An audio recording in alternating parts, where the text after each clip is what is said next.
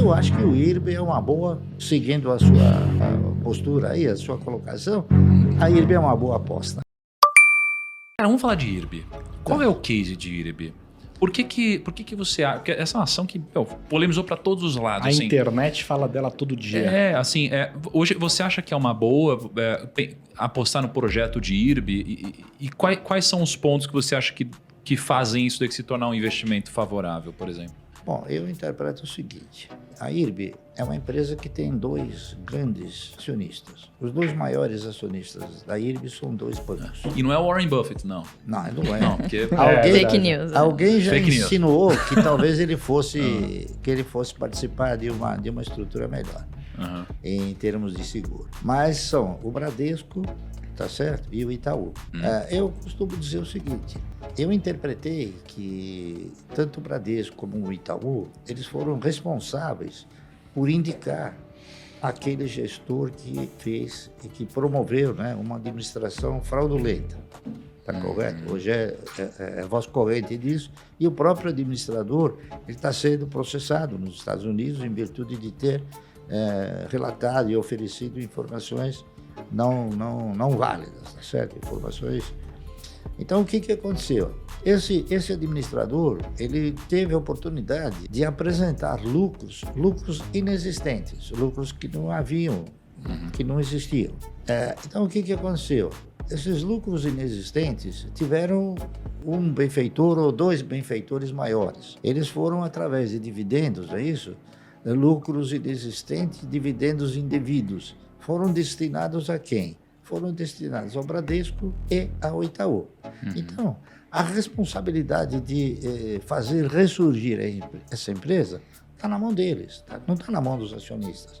Não foram os acionistas que promoveram a administração fraudulenta. Então, o que aconteceu? Isso gerou o quê? Gerou uma preocupação muito grande, acredito eu, para esses próprios acionistas, e eles acabaram buscando o quê? Buscando fazer com que a empresa tivesse uma auditoria profunda, não é isso? E que pudesse reapresentar os balanços dentro daqueles critérios normais. Isso foi feito. Teve um economista que fez uma auditoria geral, profunda, não é isso? Republicou todos os balanços e chegou na conclusão que a empresa reunia condições de ressurgir, tá certo? Então, enquanto isso, a grande maioria das casas de análise, né, que nem todas são casas de análise, algumas são casas de apostas, tá correto? Então, essas casas de análise houveram por bem locar uma quantidade grande de ações, sabendo que aquela empresa não ia gerar um lucro, tá entendendo? E foram, através das locações, foram pressionando o papel de forma tal que ele chegou a um preço aí de 2,02, 2,03. É isso. Só que nós tivemos a oportunidade de estar presente numa reunião onde ficou claro, né, que a empresa havia chegado num ponto ruim e que agora havia sido colocada novamente numa posição de continuar a se recuperar, e continuar a dar resultado. Só que ficou claro também que a empresa precisaria o quê? Precisaria uma capitalização para poder fazer com que houvesse novos contratos, tá entendendo? Então, eu acredito, como acreditei na Unipar, eu acredito que ela possa, dentro de algum tempo, porque isso é desde 2020. Então, está muito pequeno ainda o tempo, né? Então, eu acredito que ela vai assumir uma recuperação boa. Ô, Luiz, você está no conselho da IRB também, não está? Comitê. Acabei de ser eleito no comitê de auditoria. Explica isso pra gente. O que é um movimento como esse?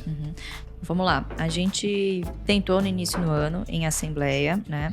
Unir os acionistas, a gente fez um PPP, que é basicamente você disponibilizar os advogados, né? Para que via procuração, seja você votando sim, abster-se ou não, para que você tenha acesso à assembleia, né? A exercer o seu direito de voto como acionista. Poucas pessoas fazem isso justamente por ser Primeiro, ninguém quer ir na reunião de condomínio, né? É um negócio muito chato. Horrível. Mas eles sempre se resolvem lá. Então, exatamente. Mas numa dessas é que você acaba perdendo o controle. E por ser uma empresa sem controlador definido, é importante que haja essa união de todos os interessados, né? E geralmente esse interesse acontece quando as pessoas estão no prejuízo. Então, reunimos essas condições, né? Juntamos 100 milhões de ações, né? Ele tem 20 milhões, ou seja, 80 milhões 30 milhões. Agora, mas na época 20. 20, Né? 20 e pouco. 20 milhões de ações, então 80 vieram de outros acionistas que se interessaram, que compraram a ideia e falaram, não, beleza, vamos votar. Só que Bradesco e Itaú juntos têm cerca de 27%, 28%. Então, perdemos e não nos elegemos para conselho fiscal, né? Visto esse movimento, a empresa sempre muito aberta, nos recebeu, né, de braços abertos, deram, né, todo o apoio possível, enfim, acabou surgindo um convite para participar do processo seletivo, né? Eles estavam selecionando algumas conselheiras para fazer parte do comitê de auditoria, né? Então eu acabei entrando nesse processo seletivo, fiz entrevista com alguns dos conselheiros, fiz entrevista com o pessoal, os headhunters, enfim, e acabei sendo aprovado, né? Então, o que o comitê de auditoria faz? Diferentemente do conselho fiscal, como o nome sugere, ele fiscaliza as ações dos administradores. Então, é meio que Inês é morta. Olha, a administração fez isso, você vai lá e fiscaliza se o que eles fizeram está correto. No comitê de auditoria, você tem um papel estatutário. Ou seja, você é um órgão que assessora o conselho de administração na tomada das decisões, certo? Então, no comitê de auditoria, lá a gente vai ter acesso a toda a parte intrínseca da empresa, né? Diferentemente do que se faz no conselho fiscal, né? Então, eu acho que é uma oportunidade realmente do acionista minoritário, aquele que efetivamente está no prejuízo, de se sentir representado lá dentro, né? E eu dividiria esse período que eu tô por lá em duas fases, né? Acho que é o primeiro, passar a segurança, toda a transparência, a empresa quer fazer isso, de que a situação fraudulenta que se colocou lá dentro, ela não existe mais, né? Por quê? É uma empresa que faz seguro para as seguradoras. Se o seguro é um negócio que vende confiança, então a que vende confiança para a seguradora tem que ser duplamente confiável. E o que há ali no IRB é uma crise de credibilidade, e com razão, né? Eles não foram transparentes, balanço fraudulento, como eu disse. A segunda fase é, passado esse período de descrença do mercado, a empresa precisa começar a mostrar resultado, né? E está correndo atrás, inclusive a informação pública saiu no primeiro trimestre, que está buscando formas de se capitalizar novamente. Então, o mercado ele trabalha com expectativas. Atualmente, a gente não sabe quanto vale o IRB, porque nunca viu essa empresa rodando num nível normalizado, vamos dizer assim, né? O problema é, quando o mercado souber, muito provavelmente o preço será outro. Mas vocês têm uma conta de vocês de quanto vocês acham que vale? Não, a gente tem. É melhor não ficar dando guidance, porque... Não, só para saber, né? Não, olha... Mas o que então, assim, se alguém comprar ações de IRB, estão representados por vocês lá, é isso, né? Exatamente. Essa é a mensagem. É uma empresa que vale 2,5 bi em caixa. Ela tem em caixa isso? Desculpa, em valor de mercado. Em valor de mercado. Tá. Deve ter o quê? Uns 10 bi em caixa. E em caixa também ela tem um valor extraordinário. Sim, muitas Só que vezes não é o Mas caixa. não é o caixa dela, né? Claro. São ativos que estão lá em garantia. Mas mesmo Isso. assim, se você olha sobre a perspectiva gerencial, contábil, que a gente está acostumado, é uma liquidez Total, extraordinária. Mas existe ali uma liquidez regulatória que precisa ser atingida. Agora, falando em empresas num setor perene, eu acho que seria interessante saber quem é a empresa que faz essas garrafas de café, cara. Porque não importa o lugar que eu vou, é sempre a mesma garrafa de café. Você reparou? Perene. Não importa Essa a classe perene. social, não importa, é sempre igual a garrafa de café. Quem faz essas garrafas é a Aladim. É Aladim? É um ex-presidente da... Como é que chama? Do Rotary Club. Olha. E café de fazenda, Não, né? cara, Negócio quente, o todo Passadinho. quente, a colher quente. Termolar. Aí, ó. Olha aí, Passado. 9 em cada 10 bilionários usam essa caneca. Ô, Barsi, cara, imagina o seguinte, ó. Vocês têm um processo de escolha de ativos, né? Se fosse para explicar como escolher uma boa ação para comprar, qual seria o passo a passo? Bem, quando o cidadão não tem cultura de investimento, ele terá que recorrer a um profissional, evidentemente, que vai poder elucidar e transmitir as eventuais oportunidades, a oportunidade de eventuais resultados, não é isso? Você então analisa o projeto. Nós o que fazemos é analisar os projetos. Eu vou citar, por exemplo, o seguinte. Pega um bom case hoje. A IRB, por exemplo, ela é um novo projeto, tá entendendo? É um novo projeto, com uma nova administração.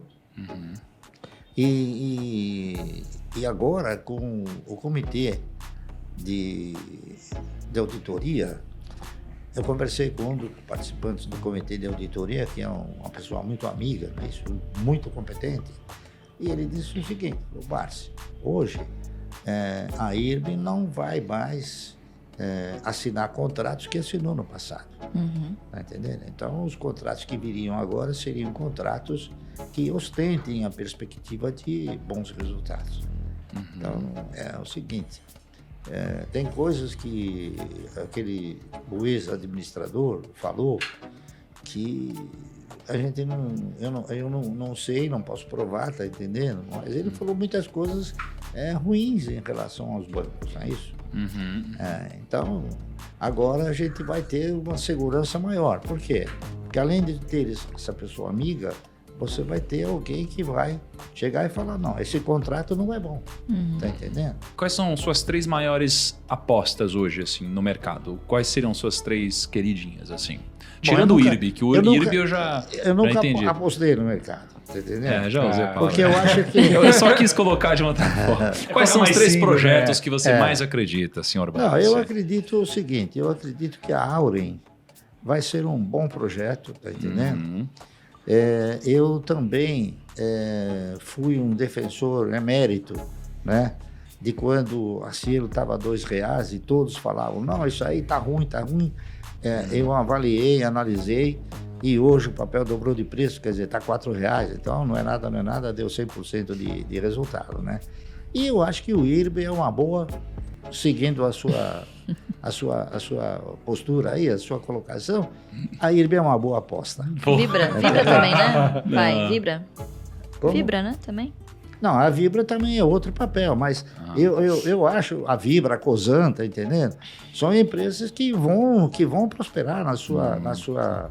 Pô, pensei que você ia falar Banco do Brasil, sabia? Mas o Banco do Brasil eu falei em caráter primordial, né? Ah, entendi. Tá entendendo? Até eu falei para você o seguinte: eu comprei Banco do Brasil hoje. Eu pensei, puta, ele falando do Brasil. Olhando para características de dividendos, etc, né?